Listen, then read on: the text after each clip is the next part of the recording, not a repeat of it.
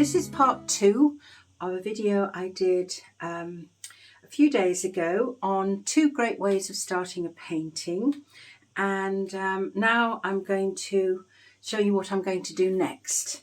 So without further ado, let's get started. So what I've done on here is I've given it one coat of Liquitex satin gel medium. I love to do this because now I've got a lovely surface to come back on and do some new things on it. So I've got the foundation of this one, and then this is the other one that I'm also going to do a little bit more to. So let's get started on this one. So it's interesting when you come back to a painting and you start looking at it in a different light. You know, it gives you time to process what you've done and, you know, the direction it's going in. This is, you know, this has really gone quite a long way, but it, you know, it still needs quite a lot more doing to it. So I'm just going to make a start. I've got all my tools ready. I've got some nice brushes here that I can use. And I've got lots of sponges, my nail brush, some scrapers here, and we'll see how we go with using those. And I've also got a pencil to draw with, some charcoal, you know, different things that I can use on here to, you know, get things moving. So I actually like to start to get into the swing when I'm coming to a painting, whether I'm coming to a new painting or, you know, coming to finish one, is just to do a little bit of drawing over the top, just to get into the zone, loosen up, reconnect with the painting. So, you know, nothing drastic, it's just kind of a nice loose feeling. So what I'm looking at here is I want to intensify some of the colours and bring some of it out even more. And if you remember from last time, I've got a limited palette. I've got it here. I've got black and white, yellow ochre, some lemon yellow, Prussian blue, cadmium red, and orange. So some nice kind of colours to begin with. And I'm staying with that for the time being, and I might add some other things a little bit later. So I'm just going to start off with a little bit more of the white here and some more over here. Now I just like kind of playing with this and you know, blending it in, and a nice way to blend it in for me is to be using some sponges. So I kind of just get back into it and start working through how that will come together. So, you know, I've got lots of nice colours going on here with the orange and the ochre and some of the white. So really, I'm just kind of going to play and see what more I can do with this. So as I continue to build up this painting, I have a few questions for you. You know, what inspires you about, you know, coming to this video and watching it? What is it that you would like to achieve in your painting? And, you know, what you take from it. You know, there's so many amazing videos here on YouTube to watch to develop your skills and your understanding of painting, and you know, giving you the opportunity to explore and experiment with different methods. But, you know, bring it back to you because you're here watching, which is wonderful. Thank you so much. But, you know, what is it that inspires you? And the more you understand that, the more you will be able to develop your own style and your own way of painting and, you know, develop it. You know, bearing in mind I've been painting for very many years, and it takes time and, you know, learned skills to feel confident to paint and to get the effects, and then, you know, ultimately show them to other people and, you know, possibly sell them, which would be it's a great feeling when that happens. And, from the last video that I did, I was telling you that I'm putting together the series for an exhibition that I'm having in October. And the theme of that is called Rocks and Mountains of Andalusia. And Andalusia is in Spain, in southern Spain, where I live. And I'm surrounded by, magnificent mountains and landscape. It's absolutely stunning. So that's my influence. That's where I get my inspiration from. But it's also interesting to think that when I very first started painting, I was doing watercolors, and my great mentor, and still remains so in many respects, was J.M.W. Turner, William Turner. And if you haven't seen any of his work, please go and look at it because it's magnificent. And he really was one of the founders, if you like, of creating loose brushwork and atmospheric effects to evoke mood and emotion, laying a groundwork for later abstract approaches, especially his later work. If you go and have a look at those, they're absolutely magnificent. And I was very much influenced by him when I first started painting. And it's so interesting to me to see I've seemed to have come like full circle all these years later. I'm not going to tell you how many years, but many, many, many years. I've come back round to exploring this medium. And I find that really fascinating. Obviously, he worked in watercolors and he also worked in oil, so because acrylic wasn't around then. But when I kind of look at my work now and go back and have a look at some of the things I was doing all those years ago, it's a development of it, which I find really, really fascinating. So my question to you is, what is it that inspires you? What kind of paintings? What feel do you want to achieve with them yourself? You know, where's your inspiration? And that it doesn't matter, where you live, whether you're in the countryside, whether you're in a village, whether you're in the city, wherever you are, there's so much inspiration around to draw from when you start looking. And you start looking at, different shapes and shadows, reflections, lights and darks and contrasts, the sun coming through the trees, the sun shining onto glass.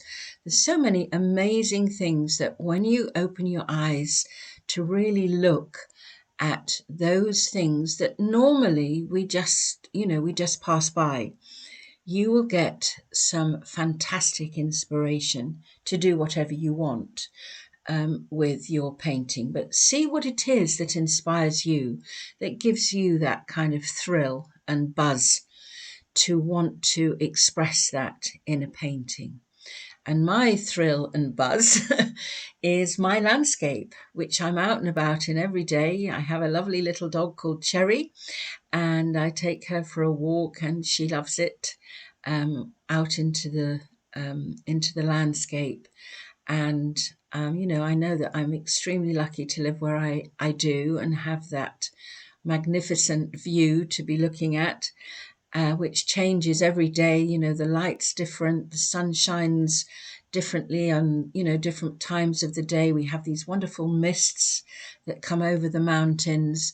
It's all inspiration to me. So see yourself what it is that inspires you and what gives you that thrill and that really excited feeling that you want to express with your painting.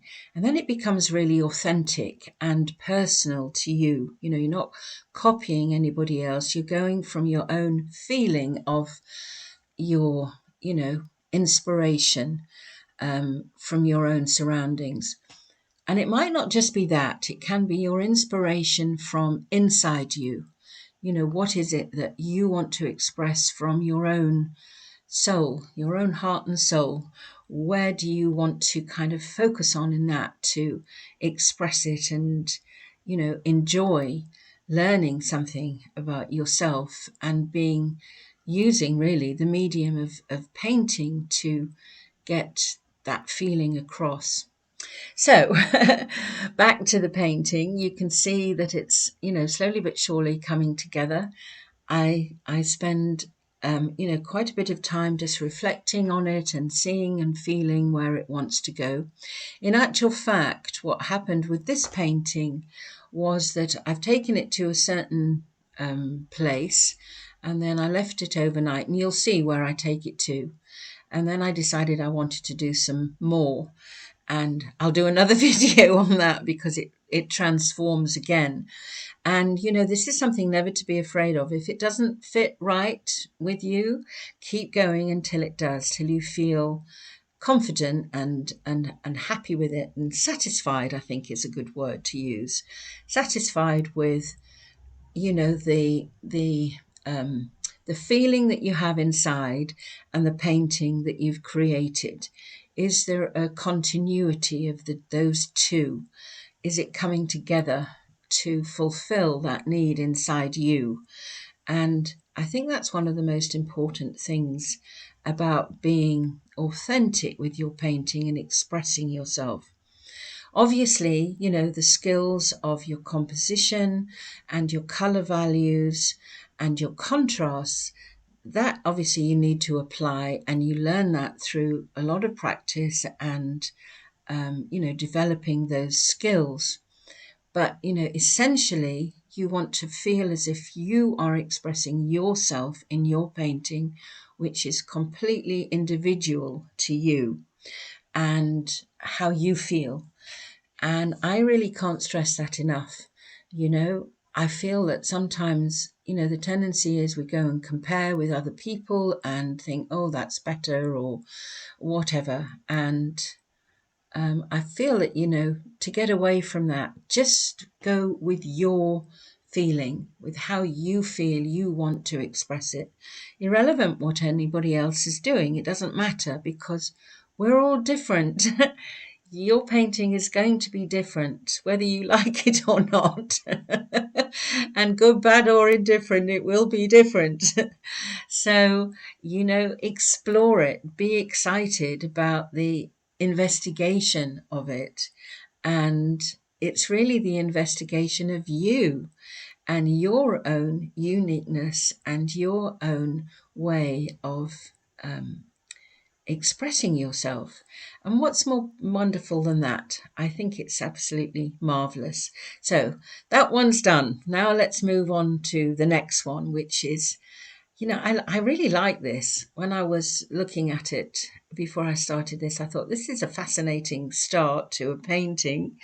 So, developing this again, going with some of the shapes that are there. The colors are obviously very different from the color of the other one, but still, nevertheless, using the same palette, just mixing the colors in a different way, which brings me to, the question of color mixing.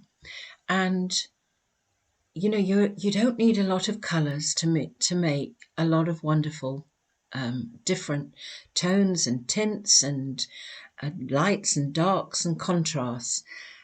Some people go out and buy loads and loads and loads of paint, and really it's not necessary, because from a small palette, and basically our basic colors of red, yellow and blue, however that might be, whichever colors those are that you choose, you can mix the most amazing color palette. I actually have an online course on color mixing, which shows you, how you can really explore this wonderful thing of color. And I'll put the details of that below in the description. And if you really want to know more about, beginning your painting and building up your confidence and developing your skills, I have a free mini course on abstract painting, which again, I'll put in the description. But, that helps build your confidence and gives you new ideas and new inspiration. So you might enjoy to go and have a look at that. And then as you develop further and you want to kind of keep pursuing learning and developing your painting, I have a lovely artist group called the Artist Connection Group, where I put in masterclasses every month, covering all different kinds of subjects on, on composition, on textures, again, on color, all kinds of interesting things.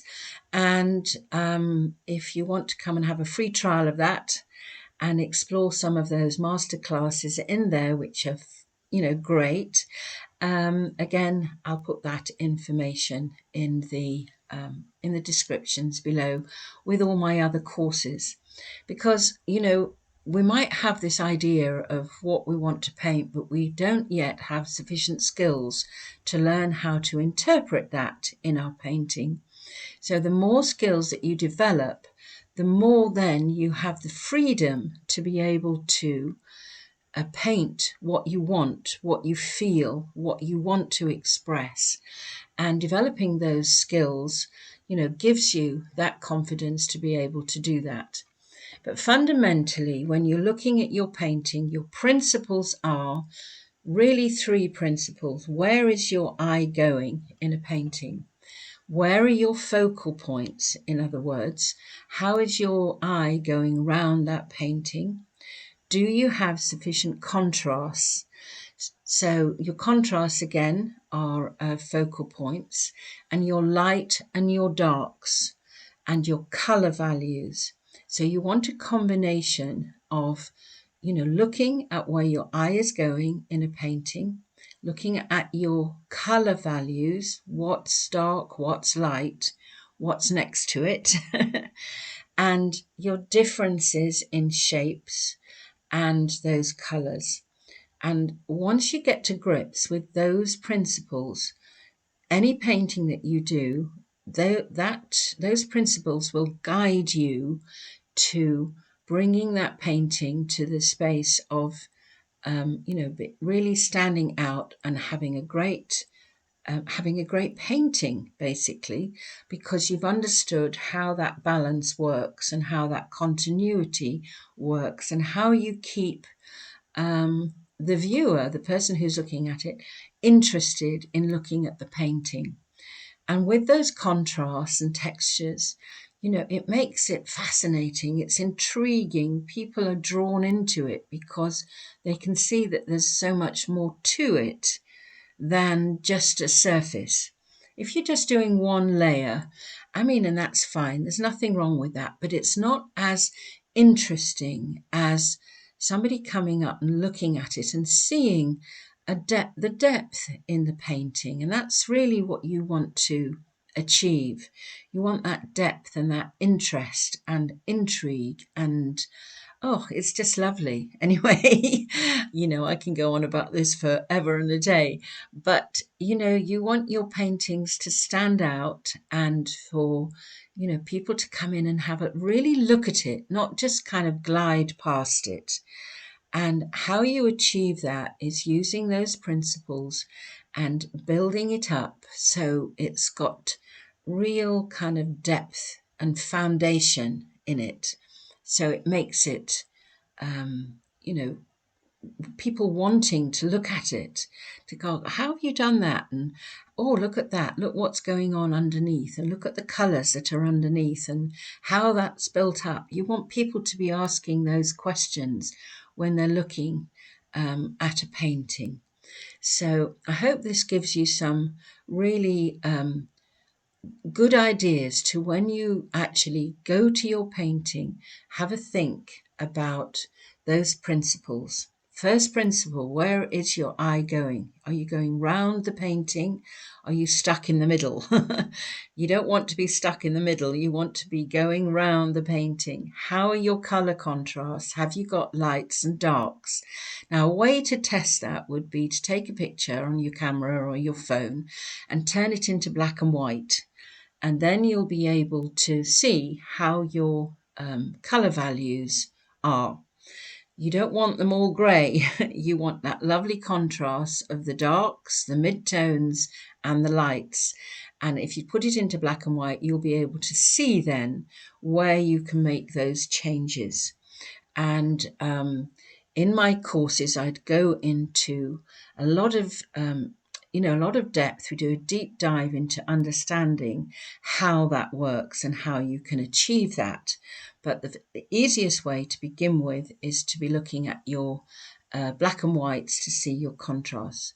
So we're getting there now with this picture, slowly but surely, and you can see how much it's developed. And I hope you've enjoyed the video. Do ask me any questions in the comments, and obviously please like and share and subscribe if you want more of these videos. And thank you so much for watching, and I shall leave you with the finished results of this one, also the other one, but actually I'm going to carry on and do some more to it. And that's fine. Spend time. We're not in a rush. There's no kind of, deadline. And if it doesn't feel right, go to it until it does.